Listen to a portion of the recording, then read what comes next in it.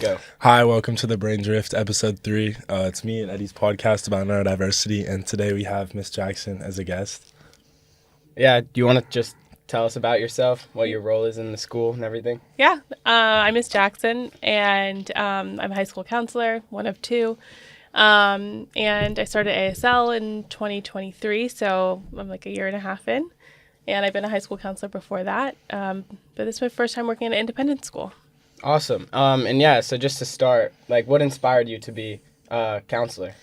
I think a few things. Right after college, where I studied like public health, I went to work at a nonprofit that was a alternative to incarceration program. So basically it was for young people aged like 16 to 24 who had committed a felony, and rather than going to jail, they could stay in their community. Mm-hmm. So I was an education advocate, and so I'd help connect them to school or like different educational programs. And I worked with a lot of school counselors and just was like, oh, I think I'd really like this job. Mm-hmm. So yeah, awesome. So is that like kind of like an experience that like kind of like made you want to become a counselor, working with all those different people? Definitely. And I think like I obviously was working with, maybe not so obvious, but I worked with a lot of students who'd been like kicked out of school or just like high expulsion rates. And so it like allowed me to like really examine like what schools can do, what they should be doing, what services they are providing, what they're not providing. And then the school counselors just seemed to know people in a different way that I really liked, in like a positive light. So yeah, I thought it would align with me. Yeah, I think like a school counselor can be a really like powerful person, someone like a trusted adult at the school that's like you can go to them and you know they won't tell anyone. Like there's also like this sense of confidentiality. Yep. And I think connecting that kind of to neurodiversity, you said you worked with kids who, you know, have been expelled, been suspended. They might see themselves as kind of like an outlier, like, oh, I did something bad in the past, now people see me differently. And I kind of feel the same for people with neurodiversity who maybe they feel like they're different, right? Because they have this, whether it be ADHD or dysgraphia. So how do you kind of see the two connecting? Yeah, exactly. I think you're exactly right. Like a lot of the students, I think, who had different, like, whether it's different learning profiles or different, like, forms of neurodivergence, the schools didn't create environments where they could, like, thrive. Like, rather, it was more like the school environments pushed them out a little bit. And I think, not on purpose, but I think there was, like, a lack of understanding and there were a lot of challenging behaviors, but rather than, like, focus on the person, what we could do to support the person, we just like schools would focus on like the negative behaviors. Which is like, you know, which is why I mean ASL is like an amazing place, because I think we really try to like support students like holistically and create learning environments where all like different types of students, different learners can be supported. And that unfortunately just doesn't happen at all schools. Yeah, 100%. And so obviously being a school counselor in a high school and understanding that mental health, it's one of the biggest factors that play into a high schooler's life. And we go to a school where, I don't know, but a big portion of the students, especially in high school, are either AO or in the SLD program. And so you must see these kids come through all the time. And I guess I'm trying to ask, like, what can parents or what can you do to help these kids through the process of SLD? How does it impact them as a whole? And yeah, I think it's definitely different for each student, but I think in general, like I think what I've noticed is like it takes a little bit of time, and I like would love to hear what you guys say about this, but to understand like one, like just because you learn differently or have some, you know, if you have ADHD, ASD, it doesn't mean there's something wrong with you, right? It just means that like you might have to like work harder or work differently, and like that's not a bad thing. Or like if you have a different way of like viewing, I mean, we all have different ways of viewing the world, but just the different neurological differences might need different forms of support. And I think that sounds like easy to understand, but then when you're feeling like isolated, or if you've been struggling since you were in elementary school and then you didn't discover that, oh, this might be like an actual neurological difference later in life, it could feel like there's something wrong with you, like what you were saying before. And so I think just reminding families, reminding students that like it's all okay. Like, you can still be really successful, and it's our job as a school to figure out how to make that happen. It's not like on the student to be like, you know, you have to like fix this, fix that. Yeah. Like, so it's just like a partnership, I guess, is what we I mean, just to give like an anecdote, like, you definitely do feel isolated. I think especially going into high school, like as a freshman, you're like thinking, oh, why am I being put in this class? And I think specifically ASL does a really good job at supporting you, helping you kind of transition, see like why you're in the class, why it's not a bad thing.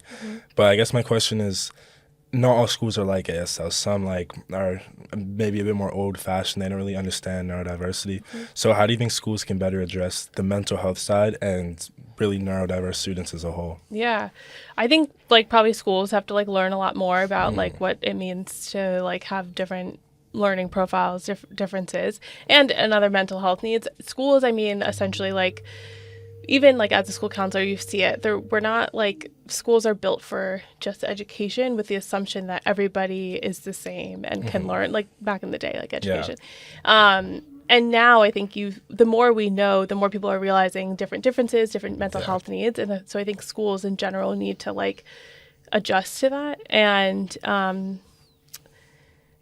and just understand that education is a huge part of it, but it's like not all of it. And that like looks different with different students, different populations of students, and All right, Sam. So I don't know if this happens with you, and obviously this is a question for you as well, just to see if you kind of see this in our environment. But so I knew I learned different to everyone else, like going into being diagnosed, and that's probably why I needed the diagnostic. But it wasn't really. The biggest problem I had with my mental health was not being dyslexic. It was given the title that I was dyslexic. So it's like, it kind of puts you in a category where you're told you have a problem, or like you have like a difference. And that kind of took a bigger toll on me than actually just learning different. So yeah, I kind of want to know if you felt the same way, or if you see that. Yeah. I mean, I think like, for me specifically, I didn't really feel that different. I mean, we have a great friend group, right, that like supports us. I think that's really important, to surround yourself with people that do support you. I think that's really key. I mean, even as a counselor, right, to always have a person that you know you can go to. But I think I didn't really feel that. I think something I more felt was like, I don't know if you remember, we were in third grade together, so we, like, the two of us, we, like, kind of messed around a lot in class. We got sent out a lot. And, like, I almost felt like I, like, couldn't stop myself. Like, no matter what, I would always, like, go and speak to him. Like, I would, like, take bathroom breaks for, like, 30 minutes. And, yeah, so that's, I guess I kind of felt different, I think. But, again, I think the SOD program really helped me kind of with cognitive skills, I think, mainly. Yeah, I think, and, like, a few things that, like, based on what you just said. One is, like, what's the lens that, like, the teacher might have on you? Like, were they like, oh, you don't want to pay attention to me. You are like so busy, like chatting with your friends, instead of looking at it like, what am I missing? Like, what are we not, like, how are we not making it engaging for Sam to learn? And then also, like, the way, I guess, different things like dyslexia are explained to you when you're younger, like if it comes from like a deficit of like, oh, like you're gonna have trouble reading, or this is gonna be really hard, this is what you're missing, then you're gonna like internalize that and be like, oh, like I'm stuck, I'm never gonna be able to take these like really challenging classes, rather than like, no, this is just like a part of how you learn, and it's not going to stop you from doing X, Y, and Z, or stop you from taking like whatever class you want. You just might need to be prepared that like you might have to spend like 30 extra minutes doing something, or you might like learn as you're growing, like, oh, I'd learn really quickly doing this, and like just, you know, making it not like this is the end all be all, but like this is just a part of and a small obviously part of you. That just ties back to the self-advocacy, right? So it's obviously not the teacher's fault. Right. If they see you not paying attention, like you're not paying attention, that's obviously not what you're meant to be doing in a class. You're meant to be learning. But if you have something like ADHD where it actually prohibits your attention, obviously you have to stand up for yourself. You know, you have to tell the teacher that, oh, this is who I am. Obviously I have strategies to help it. You can help me as well. And I think that's why having counselors in high school is also so important, because if a student does get in trouble or get called out for that, you're obviously someone who would understand the situation and you can talk to. And yeah, so I just think that's a really it's a useful tool, and it's I think like it's really hard to self-advocate, especially like, I mean, think about it, you're like an 8-year-old kid and you're being told your brain's different, your brain's wired differently to everyone else. I think that can really get down on you. Like, you can really get down on yourself. And I think it might be hard to talk to someone about that because it might seem kind of like stupid, like that you're feeling that way. So I guess the question I have is, what hopes do you have for the future? How education and neurodiversity kind of change in the future? Yeah. I think just continuing to learn, I think, and like continuing to provide opportunities for students to learn about their own learning profiles, like whether there are like neurological differences, whether there aren't, like just encouraging like individual like minds to keep growing. And then, in schools, continuing to like embrace it, like in whether it's SLD programs or just more inclusive like learning environments for everybody. And like as well as with families, like continuing to provide opportunities for families to learn so that they can also advocate for their kids too, because I think in a lot of places families are unaware of like maybe my child's like challenging behaviors aren't because they're just trying to be like a bad kid, but rather that like we're maybe missing something, and then like ultimately that could help them. Because I think here at ASL we're pretty lucky because people have like resources to learn and to know, and so they know when to advocate for their kids, and that's just like not the case everywhere. So I think that's that happened to me. My parents, they saw an issue, and the school was like, oh, he just gets distracted. He like every single conference with every teacher was, oh yeah, he's a good student, but he gets distracted a lot. Maybe he's behind on his reading. He doesn't want to do his work. And my parents are like, oh, like that's not the Eddie I know. Right. Like there has to be something wrong. And so they obviously recognized that, and we got a test, and there was an issue to recognize. And I think like it's really important to have clarity between the teacher, the parent, and the student. I think clarity is something that can kind of sort of make the student feel less different to everyone else, like knowing, okay, people are with me. And then something you spoke about with Mr. Richmond was that study program supporting you throughout high school, but then all of a sudden you get to college, you don't have that.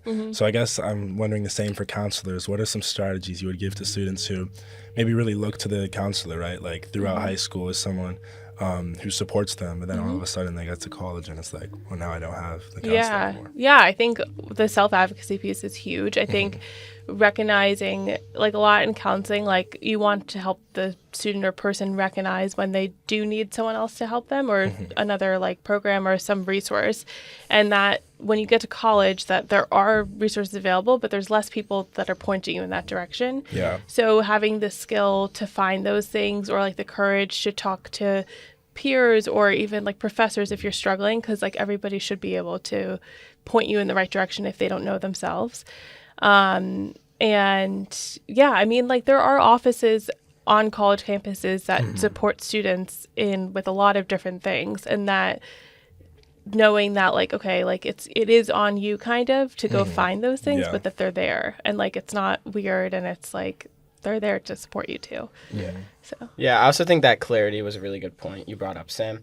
And obviously having like the clarity between teachers, like you said, the student and the parents, I think that all stems from like the counselors and the SLD team, because they're kind of the middlemen in that situation, where if you're open to a counselor in your SLD team and you're fine being different in that setting, they can help you to coach you through high school in like the best way you can.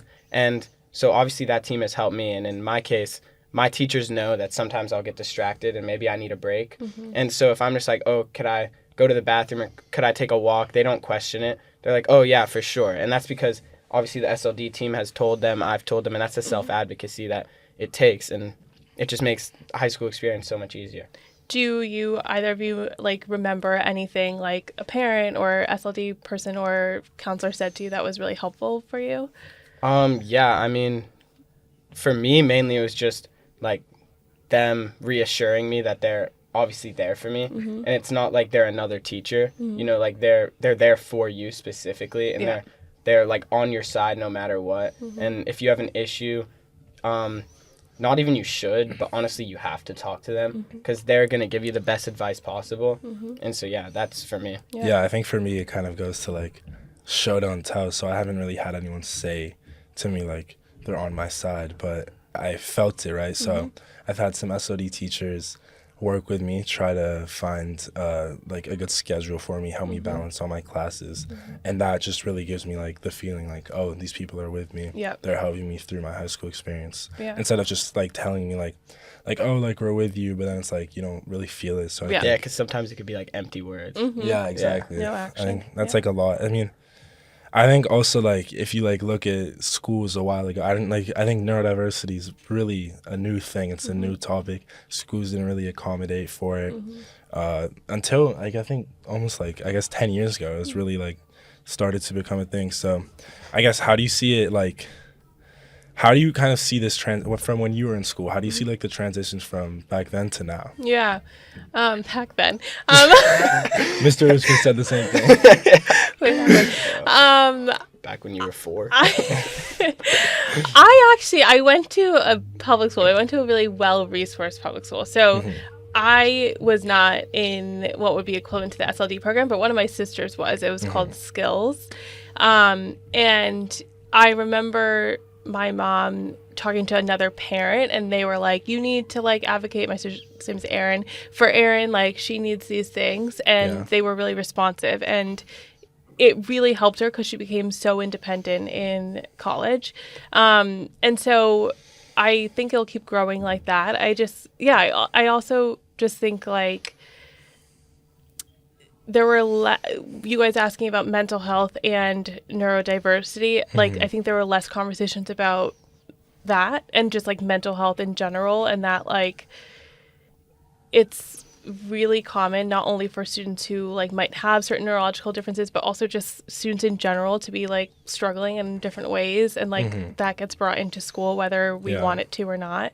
And so continuing to like pay more attention to that, and like really like as best we can like trying to be flexible with like the education piece and the learning piece alongside the mental health and I think like you brought up like we've both been fortunate enough to go to really good schools, but for a kid who might not have that privilege, do you think there's kind of a change?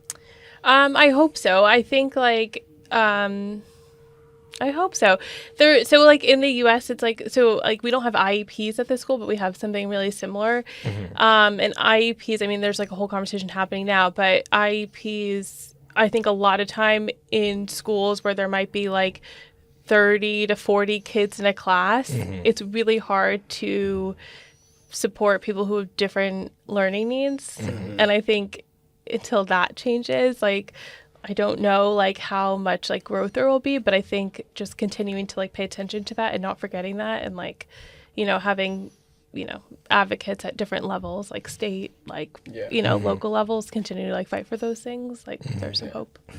Yeah. And tying back to the mental health kind of conversation, obviously it's known that kids with ADHD are more likely to get a mental health, like either a mental illness, anxiety, depression, something like that. And I guess, what could you like tell a parent of a kid who has ADHD or another learning difference to kind of help their child? And, kind of tell them it's not normal, like I don't know.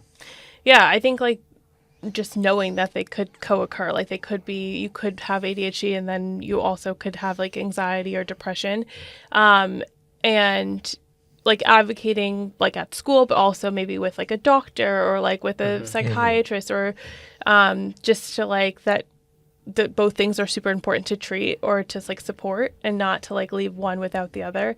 And like sharing that information, like I think a lot of people still don't really know, like, okay, like especially like girls or like in young kids are really good at masking throughout the day. So like what a teacher might not see, you might see at home, and both are like equally as important. Yeah, that's a really good point. I think like it all kind of relates back to self-esteem. Like it's like if everyone's like, you know, I go to visit a doctor and like my parents are doing all this stuff for me, it's like, well, why do I have to do this? Why don't all the other kids have to do that? But I think that's a really bad way to view it, because I think so. I think it's like 40% of people with ADHD. I think it's a very big number, and I think that's something kind of new. So I think if you have been diagnosed, it's important to like keep your self-esteem right. There's so many other people that have this, whether they know it or not. So I think that's just something I would say to parents personally. Yeah. Yeah, and like how could a kid who has just been diagnosed with ADHD and know they might